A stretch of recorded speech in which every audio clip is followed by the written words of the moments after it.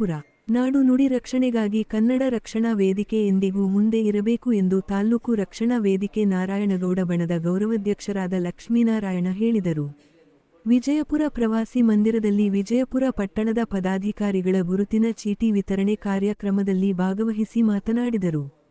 ಇದೇ ಸಂದರ್ಭದಲ್ಲಿ ತಾಲ್ಲೂಕು ರಕ್ಷಣಾ ವೇದಿಕೆಯ ಅಧ್ಯಕ್ಷರಾದ ಅನಿಲ್ ಗೌಡ ಮಾತನಾಡಿ, ಕನ್ನಡ ನಾಡಿನಲ್ಲಿ ಹುಟ್ಟಿದ ನಾವು ಕನ್ನಡವನ್ನು ಉಳಿಸಿ ಬೆಳೆಸಲು ಮುಂದಿರಬೇಕು ಹಾಗೂ ಪಟ್ಟಣದಲ್ಲಿ ಕನ್ನಡ ನಾಮ ಫಲಕಗಳ ಬಗ್ಗೆ ವೇದಿಕೆ ಹೋರಾಟ ಹಮ್ಮಿಕೊಂಡು 60% ಕನ್ನಡ ನಾಮ ಫಲಕ ಇರುವಂತೆ ಮಾಡಬೇಕು ಎಂದರು. ಕಾರ್ಯಕ್ರಮದಲ್ಲಿ ಬಿ.ಕೆ. ನಾರಾಯಣಸ್ವಾಮಿ ಮಾತನಾಡಿ, ಕನ್ನಡ ರಕ್ಷಣಾ ವೇದಿಕೆ ಕಾರ್ಯಕರ್ತರು ನಿಮ್ಮ ಸುತ್ತಮುತ್ತಲಿನ ಜನತೆ ಅನುಕೂಲವಾಗುವಂತೆ 10 ಜನಕ್ಕೆ ಸಹಾಯ ಮಾಡುವ ಕಾರ್ಯಕ್ರಮಗಳನ್ನು ಆಯೋಜಿಸುವ ಮೂಲಕ ಹೋರಾಟಗಳ ಹಾದಿಯಲ್ಲಿ ಮುಂದೆ ಇರಬೇಕು, ನಿಂತ ನೀರಾಗಬಾರದು, ಹರಿಯುವ ನೀರು ಆಗಬೇಕು ಎಂದು ಹೇಳಿದರು. ಕಾರ್ಯಕ್ರಮದಲ್ಲಿ ತಾಲ್ಲೂಕು ಉಪಾಧ್ಯಕ್ಷರಾದ ವೆಂಕಟೇಗೌಡ, ಕುರುಳು ಗುರ್ಕಿ ಮಂಜುನಾಥ, ತಾಲ್ಲೂಕು ಪ್ರಧಾನ ಕಾರ್ಯದರ್ಶಿ ಮಂಜುನಾಥ, ಬೆಂಗ್ ಗ್ರಾಮ್ ಜಿಲ್ಲಾ ಅಧ್ಯಕ್ಷರಾದ ಪುರುಷೋತ್ತಮ್ಮಗೌಡ, ವಿಜಯಪುರ ಹೋಬಳಿ ಅಧ್ಯಕ್ಷರಾದ ಪ್ರೇಮಕುಮಾರ್, ವಿಜಯಪುರ ಟೌನ್ ಗೌರವಾಧ್ಯಕ್ಷರಾದ ಸುರೇಶ ಡ್ಯಾನ್, ವಿಜಯಪುರ ಟೌನ್ ಅಧ್ಯಕ್ಷರಾದ ರಾಜಣ್ಣ ಹಾಗೂ ಕರವೇ ಪದಾಧಿಕಾರಿಗಳು ಹಾಜರಿದ್ದರು.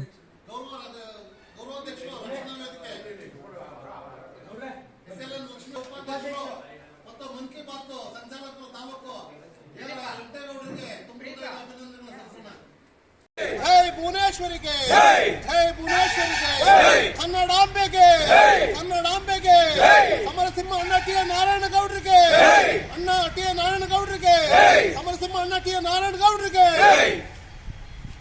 ವೇದಿಕೆಗೆ ಅಣ್ಣ ಸಮರಸಿಂಹ ಟಿ ನಾರಾಯಣ ಗೌಡರಿಗೆ, ಸಮರಸಿಂಹ ಅಣ್ಣ ಟಿ ನಾರಾಯಣ ಗೌಡರಿಗೆ, ಕರ್ನಾಟಕ ರಕ್ಷಣಾ ವೇದಿಕೆಗೆ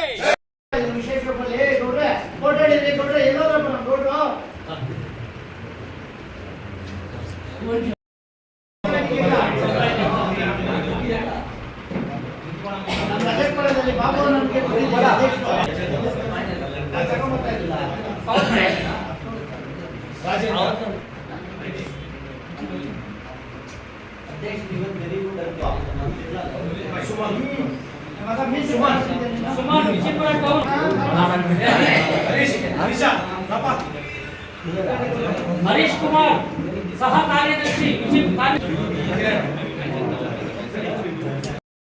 ನಾವು ನಮ್ಮ ಸುರೇಶ್ ಅವರು ಫಸ್ಟ್ ಪ್ರಾರಂಭ ಮಾಡಿದ್ದೆ ನಾವು, ನಿಮ್ಗೆ ಗೊತ್ತಿರಲಿ, ಬಹುಶಃ ಈ ಸಾದಲ್ಲಿ ಗೇಟ್ ಆಯಿತು ಏರ್ಪೋರ್ಟ್ದು, ಆ ಟೋಲ್ ಹೊಡೆದು ನಾವೆಲ್ಲ ನಮ್ಮ ಮೇಲೆ FIR ಹಾಕ್ಸ್ಕೊಂಡಿದ್ವಿ.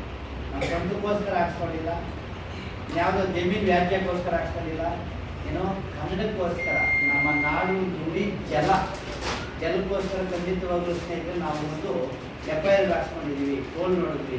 ಅದೇ ರೀತಿ ಸಂಘಟನೆಯಲ್ಲಿ ಅವತ್ತಿಂದ ಇದ್ದೀವಿ, ಈಗಲೂ ಅಷ್ಟೇ. ದೇವನಹಳ್ಳಿ ತಾಲೂಕಲ್ಲಿ ಗೌರವಾಧ್ಯಕ್ಷರಾಗಿ ಅಂತಂದರೆ ನಾವು ಸಿಂಪಲ್ ಆಗಿ ಹೇಳ್ಬಿಡ್ತೀನಿ, ಫಸ್ಟ್ ಎಲ್ಲ ನಾವೆಲ್ಲ ಕನ್ನಡಿಗರು. ನಿಜವಾಗ್ಲೂ ಹೇಳ್ತಾ ಇದ್ದೀನಿ, ನಮ್ಮ ಕರ್ನಾಟಕದಲ್ಲಿ ದೇಶಾಭಿಮಾನ ಇಲ್ಲ, ನಾಡಾಭಿಮಾನ ಇಲ್ಲ. ನಾನು ನೋಡ್ತಾ ಇರ್ತೀನಿ. ಅದೇ ನೀವು ತಮಿಳ್ನಾಡಿಗೆ ಹೋಗ್ರಿ, ನಮ್ಮ ಪಕ್ಕದ ರಾಜ್ಯ ತಮಿಳ್ನಾಡಿಗೆ ಹೋಗ್ರಿ, ಅದೇ ಅವರು ರಾಜ್ಯಕ್ಕೋಸ್ಕರ ಇಷ್ಟು ಒತ್ತು ಕೊಡ್ತಾರೆ ಅಂದರೆ ಅವ್ರು ಅನ್ಎಜುಕೇಟೆಡ್ ಆಗಲಿ. ನಮ್ಮಲ್ಲಿ ಹೈಯೆಸ್ಟ್ ಎಜುಕೇಷನ್ ಇರ್ತೈತೆ, ಯಾಕಂದರೆ ಸಮಯ ಕೊಡಲ್ಲ. ಸಮಯ ಏನು ಕೊಡ್ತಾರೆ ಅಂತಂದರೆ ಫೋನ್ ಕೊಡ್ತಾರೆ.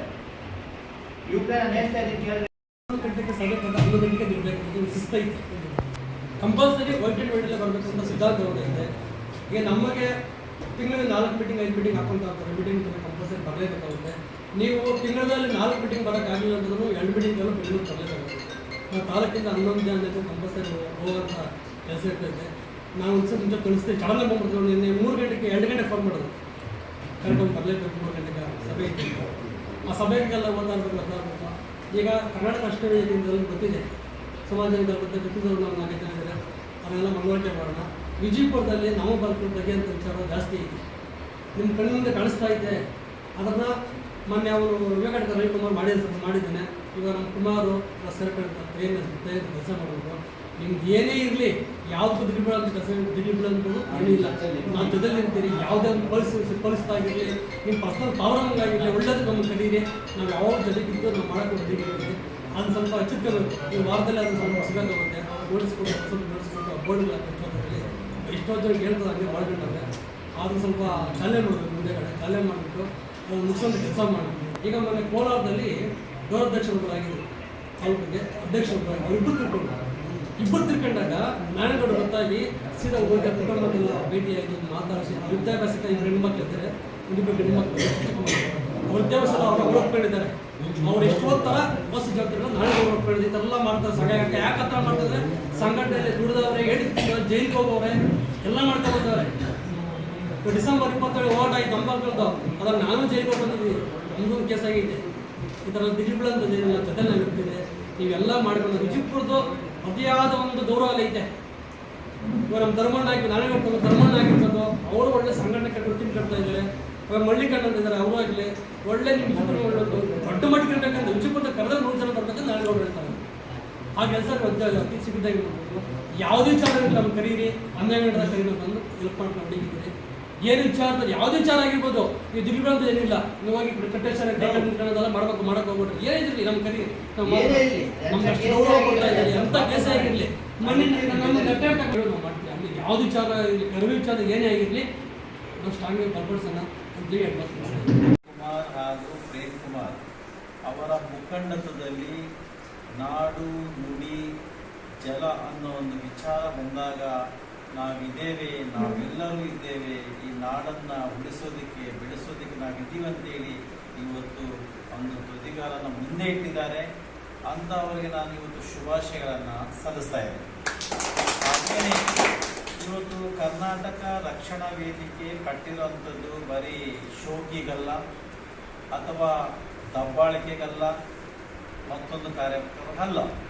ಯಾರು ಶೋಷಿತರಿದ್ದಾರೆ, ಯಾರು ನಿರ್ಗತಿಕರಿದ್ದಾರೆ, ಯಾರಿಗೆ ಅನ್ಯಾಯ ಆಗ್ತಾ ಇದೆ ಅಲ್ಲಿ ನೀವು ಹೋಗಿ ಖಂಡಿಸಿ ನ್ಯಾಯ ಕೊಡಿಸುವಂಥ ಕೆಲಸ ನಮ್ಮ ಕರ್ನಾಟಕ ರಕ್ಷಣಾ ವೇದಿಕೆಯ ಕಟ್ಟಾಳಗಳ ಕೆಲಸ.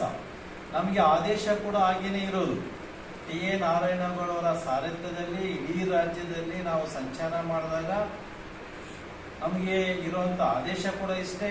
ಯಾವುದೇ ರೀತಿ ಕರ್ನಾಟಕ ರಕ್ಷಣಾ ವೇದಿಕೆಯ ಬಗ್ಗೆ ಅಪಪ್ರಚಾರ ಬರಬಾರ್ದು, ಎಲ್ಲೂ ಕೂಡ ಆ ಒಂದು ಕೆಟ್ಟ ಹೆಸರನ್ನು ನಾವು ತಗೋಬಾರ್ದು ಅನ್ನೋ ಏನು ನಮಗೆ ಎಚ್ಚರಿಕೆ ಇದೆ.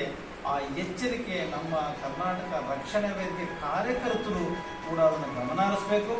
ಜೊತೆಗೆ ನಾನು ಈಗಾಗಲೇ ಹೇಳಿದಾಗೆ ಯಾರು ಶೋಷಿತರಿದ್ದಾರೆ, ಯಾರು ನಿರ್ಗತಿಕರಿದ್ದಾರೆ, ಯಾರು ಕಟ್ಟ ಕಡೆಯ ನಿವಾಸಿಗಳಿದ್ದಾರೆ ಅವರನ್ನ ಶೋಷಣೆಯನ್ನು ತಪ್ಪಿಸಿ ಅವರ ಸಾಮಾಜಿಕವಾಗಿ ತರಬೇಕು.